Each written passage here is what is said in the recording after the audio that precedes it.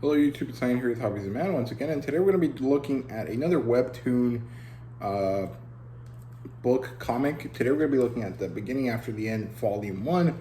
This is written by Turtle Me, and I think it's actually started as web novels that I think you can buy them on Amazon as they are. And then eventually someone decided to pick it up for a comic book adaptation, and it's available on Tapas, as you guys can see back here. I'm not really familiar with webcomic websites beyond Webtoon, and even that, I'm not really that well, versed with that. But I think it's one of those systems where you have a certain amount of chapters for free, and then after that, you have to either pay or wait for more chapters to be available, which is a really shitty system. Like, just charge me a subscription and we'll do that instead of like having to pay-per-view each chapter, right? I think that's pretty scummy, but I don't know, maybe it's better, maybe it's not, I don't know. I just know that I don't personally like it, but it is what it is. So the adaptation, or the art style, is actually or the art is drawn by Fuyuki23. Yeah, as you guys can see right there, and I bought this at Target.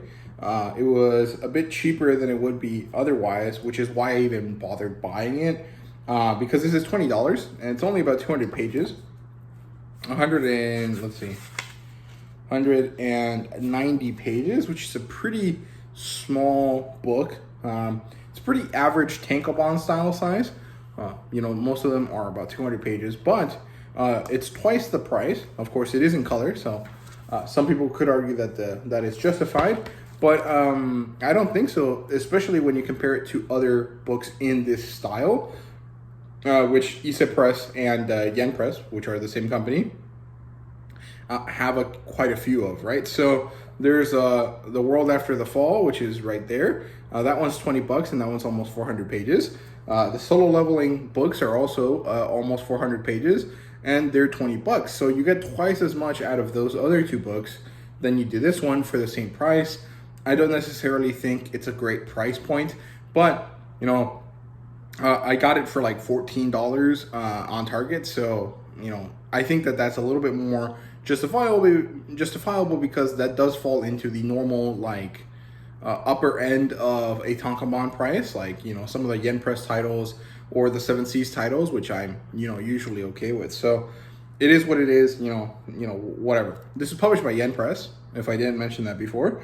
And the demographic here is teen, or YA. This says teen, and it has a big T on it. It says LV under that, but I don't know what that means. But yeah, and the genres here are isekai, fantasy, and cultivation. Now, if you're not really aware, cultivation is a Chinese fantasy style, which has become pretty popular here in the West, especially with self-published authors.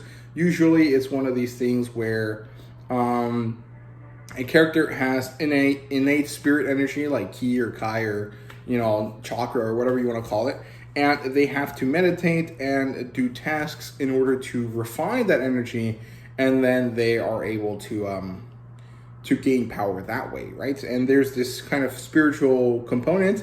It's pretty famous in self-published works. It's part of progression fantasy, lit RPG type stuff.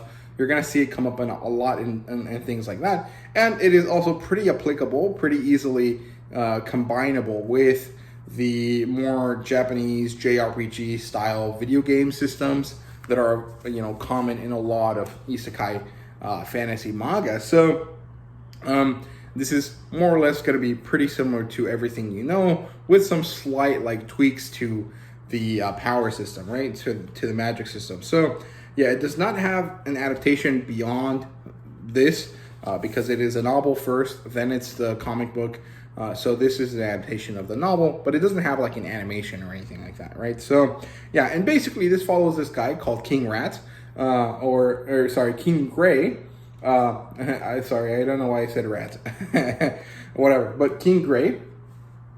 Gray Rat, is that a character from something else? I don't know, but yeah, so he follows King Gray, who dies and gets reincarnated into a fantasy world, and so he notices that, hey, they have magic powers, they have mana, they have cultivation elements. Let's start to do this. And he actually was able to learn cultivation of his mana energy really quickly, because in the original world he's from also had this kind of system, right? So he was able to apply his own systems, or his own world's power system to this new fantasy world he finds himself in. And he is reincarnated as this young boy called Arthur in this fantasy world with cultivation style magic. And we actually get to see his time from birth all the way to when he's 4 years old. We get to see him training and growing and learning, and eventually the kind of big part of the story is that he and his family decide to travel somewhere else because he needs better instructors than his little village can provide. And so he's going to go down to the city, and as they're traveling, he gets to meet his dad's old travel companions and friends and adventuring friends, and he starts teaching them some stuff, learning some stuff from them. And at the end of the first volume, they get attacked by some bandits, and you're hooked for the next volume. And I do definitely think that I am hooked for the next volume. I definitely want to check out more of it, but again, like I said, I'm not sure that I can really justify this price range. So art-wise, it's fine. It's not horrible. It's not great. It's kind of middle of the road. I don't really dislike it all that much, and I don't really have any major complaints about it. It's just not really my favorite, overall. But it could be worse. And generally, I think that baby art is pretty cute, and the character expressions that some of the characters use are also pretty fun. So overall, it's a lot better than I expected. I wasn't really planning or wanting to get into it. I bought it literally because it was cheap and I wanted to do a review on it, and then I was going to resell it, right? But I actually managed to enjoy it, and I actually found it to be a lot funnier than you would initially think looking at the content of the book, and I found it to be really enjoyable. So yeah, this is also basically Mushoku Tensei.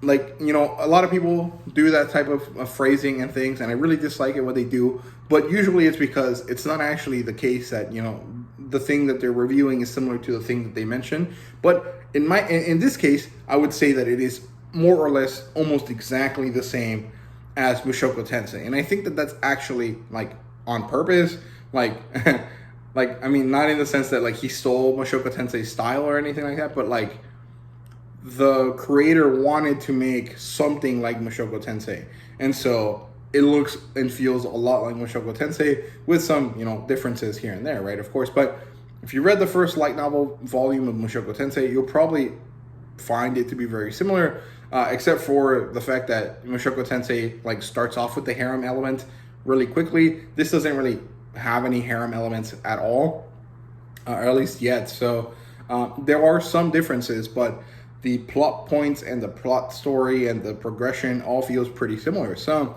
yeah, there you go. That's beginning after the end. I hope you guys enjoyed the video. If you did, please leave a like, subscribe, and comment down below. Let me know what you thought. And thank you guys very much for watching. See you guys later.